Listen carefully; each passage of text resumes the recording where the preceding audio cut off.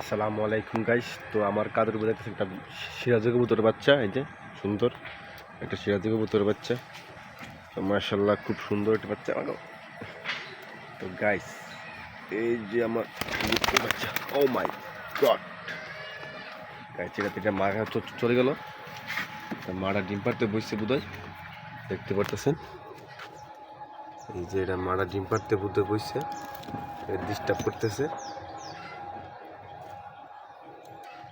Guys. তো এখন কি করা যায় আপনারা একটু বলুন।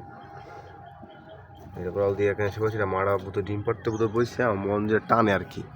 তবে আমি এটারে বাইকের না মন, এখন এটাকে রাখ, এখন জায়গা না, বুঝছেন। তো গাইস, এই যে দেখুন কবুতরটা আমার কাছে এখানে এসে বসে রয়েছে। তোমার জায়গা থাকে না, তোমাকে ওইখানে রাখলে তোমার মা ডিম পারবে না, বুঝছো, বুঝতে পারছো। তোমাকে ওইখানে রাখলে তোমার আম্মু ডিম পারবে না, শোনা। তো কবুতরটা ডিম পাড়তে তো বইছে, নাহলে কবুতর উঠতে গেল, উঠে নাই, এখনো উঠে নাই কবুতরটা, এখনো বইসা দিচ্ছে। আশা করি ডিম পারে দেবে, আজকে পেরে দেবে। তো সিরাজ কবুতর অনেক মিস্টেক যায়, আর বাচ্চা কাচ্চা দেয় না, আর ডিম ডাম ফসাইলা ভাই, একটা অবস্থা আর কি। যাই হোক, তো দোক গেলেই তো বোঝা যাবো। তো আলহামদুলিল্লাহ, তো আল্লাহ তাআলা করি শুক্রিয়া, আমার কবুতর ফার্ম মোটামুটি ভালো হতেছে আর ভালোই আছে। তো সবাই দোয়া করবেন, আর সবাই ভিডিওটা শেয়ার করবেন, লাইক করবেন, আমার চ্যানেলটা সাবস্ক্রাইব করে দেবেন। ঠিক আছে, আসসালামু আলাইকুম।